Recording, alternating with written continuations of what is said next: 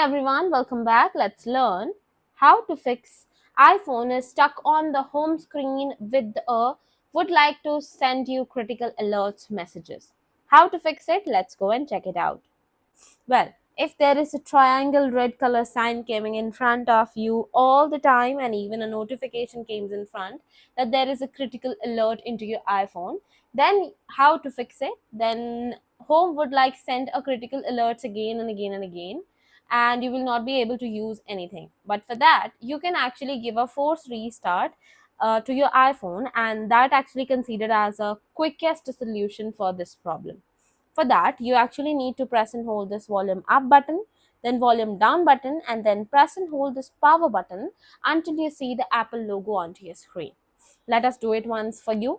Simply press and hold this volume up button, down button, and then press and hold this power button until you see the Apple logo onto your screen. Don't worry what is happening onto your screen if it is getting completely black like this. You just need to wait for the Apple logo to come in front like this. Now you can leave the button.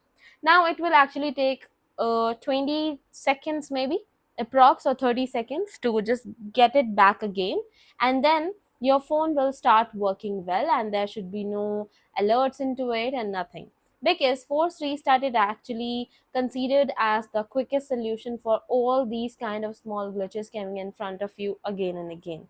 So if you are also facing these kind of problems in some other areas as well, like camera is not working, settings is not opening, your phone just gets stuck onto some screen, then also you can use these kind of things like quickly force restart it so that you can go ahead and work with it.